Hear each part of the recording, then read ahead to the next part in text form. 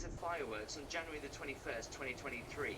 Beyonce was asked to perform and was reportedly paid over $24 million, making it the highest paid private concert in history. I'll let you work out how much that is a minute.